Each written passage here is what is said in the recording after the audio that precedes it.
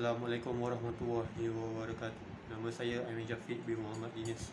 Tujuan hari ini saya ingin menceritakan Maero, iaitu Bigfoot dalam kebudayaan Maori.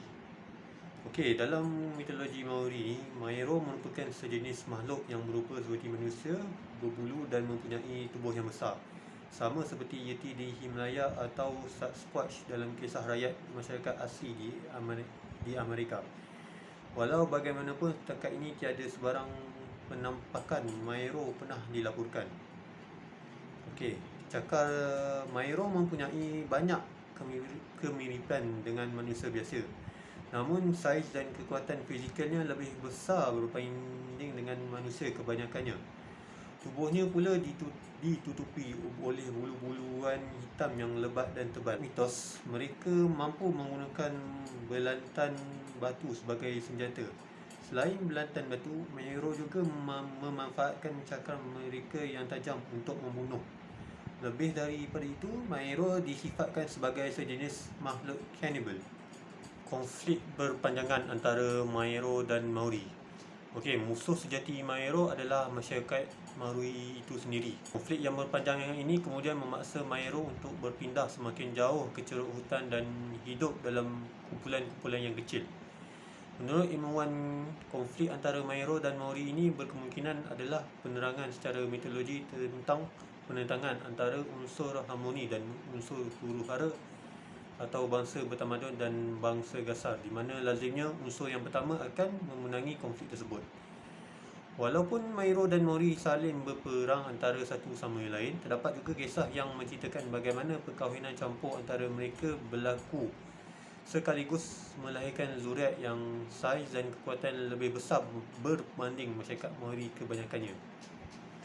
Sebahagian kumpulan keluarga Maori itu seperti keluarga Kahai dari Waikato dan keluarga Haupapa dari Rotorua dipercayai berunsur galuh daripada perkahwinan kacuk tersebut. Sementara rata-rata mereka kebanyakannya mempunyai fizikal yang besar, belaka, walaupun tentunya tidaklah sebesar Maero yang kononnya yang berketinggian antara 2,4 hingga 3,4 meter. Moehau dan Maero. Sehingga kini tiada sebarang penampakan Maero pernah dilaporkan. Apa yang ada, penampakan sejenis makhluk lain yang dikenali sebagai Moehau. Maero dan Moehau mempunyai banyak persamaan, justru mendorong sebahagian masyarakat Maori untuk menganggap kedua-dua makhluk itu sebagai makhluk yang sama. Moehau pernah dilihat oleh pelombong-pelombong emas pada 1870-an dan 1880-an. Begitu juga pada 1969, di mana makhluk itu dilihat oleh seorang pelancong dari Australia. Penampakan berikut berlaku pada 1972 dan 1983.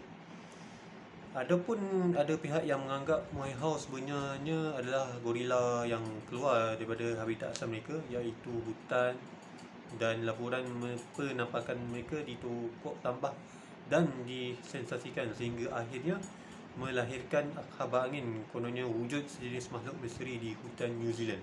Seterusnya, legenda-legenda Maero dalam budaya Maori.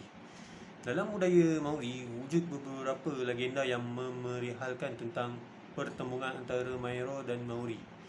Salah satunya adalah legenda Purukupenga, seorang wira Maori yang membunuh Maero dengan menikam makhluk itu berkali-kali dengan menggunakan sebilah meh, iaitu meh ni bilah pendek namun lebar yang menjadi senjata tradisi Maori sehingga tengkorak, cakar dan tulang belulangnya hancur.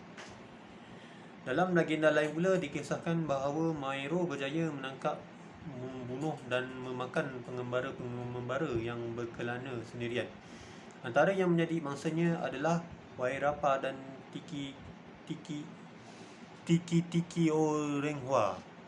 Legenda seputar Maero yang dianggap paling memujakan adalah legenda Tukowea. Perjalanan kisahnya sama seperti Purukupenga, di mana Tokyo dikisahkan berjaya membunuh seekor Maero. Dalam kisah ini, Tukoyo memotong tangan, kaki dan kepala makhluk misteri itu. Kepala Maero tersebut kemudian dibawa pulang ke rumah Namun dalam perjalanan kepala itu kembali bernyawa dan menjerit meminta bantuan daripada rakan-rakannya. Dek kerana tidak mahu berhadapan dengan kumpulan Mahira sendirian, Tukoyo pun meninggalkan kepala tersebut dan berlari meminta bantuan daripada masyarakat setempat. Kemudian sekembalinya ke tempat tersebut, Tukoyo mendapati kepala itu telah pun hilang dan legenda menceritakan beberapa Mahira yang telah mati dibunuh oleh Tukoyo itu mencantumkan kembali anggota-anggota tubuhnya lalu pulang semula ke hutan.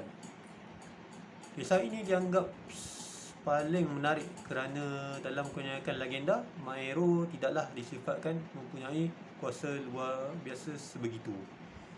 Yang demikian, sampai di sini saja saya punya cerita mengenai Mahero, iaitu Bigfoot yang terkenal dalam masyarakat orang asli New Zealand, iaitu Maori.